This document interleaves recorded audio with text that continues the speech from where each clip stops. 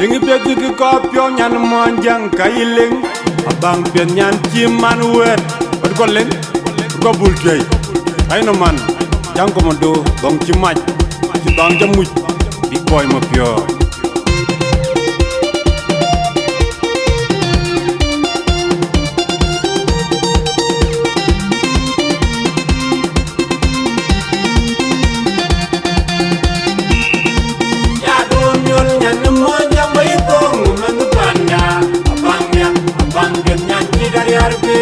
Jadi jumpu guling ni wajah yo. Jadi jumpu guling yang rati banyak dari arti. Ya domyol nyandung wajah baikong mengpanda. Abangnya nyanyi dari arti.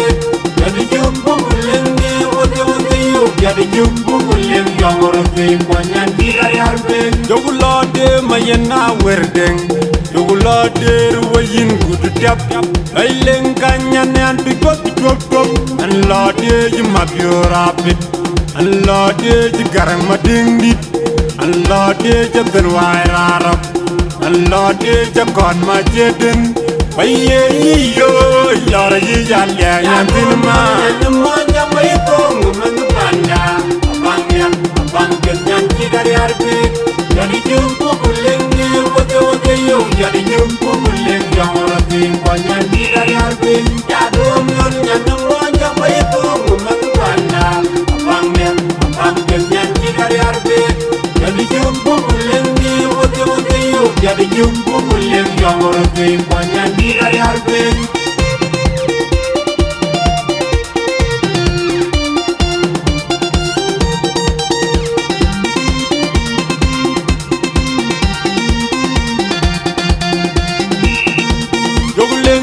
Wale radang majodi jogulode mabendi di kwe majod Aileng kanyane anigo nyiu anigo na jiting pe mezio anigo na jiting pe jigo Dengi jinga judam nyanzi abi judamle nyali madot o chago mabiodi jogo wajang Yango ding duo tajang kuj Yango ding pana jang kuj Long leng ngiloi ane jang mabiodi Ode jiting garango Baye iyo Lara jijalya nyantin ma Baye iyo Lara jijalya nyantin ma Ya domyol nyanyi moja baikong mengpanda.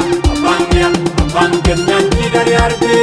Jadi jumpu guling ni wajah yo. Jadi jumpu guling yang rati banyak dari arti. Ya domyol nyanyi moja baikong mengpanda. Abangnya nyanyi dari arti. Jadi jumpu guling ni wajah yo. Jadi jumpu guling yang rati banyak dari arti.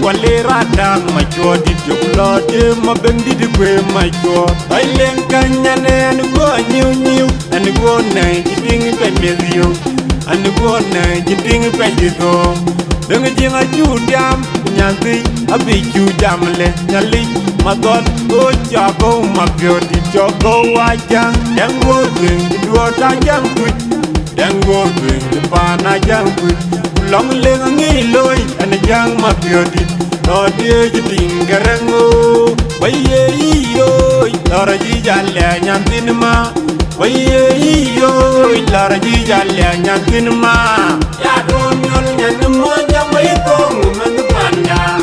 Abangnya nyanyi dari arti. Jadi jumpu guling ni wajah yo. Jadi jumpu guling yang rati banyak dari arti.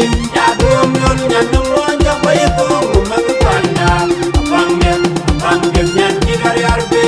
Jadi jumpu guling ni wajah yo. Jadi jumpu guling yang rati banyak dari arti. Kadem Raina man big boy ma pyo dong cimaj jang komodo ma pyor gulit Indi huyo lorken odita toxic Tu guy kewan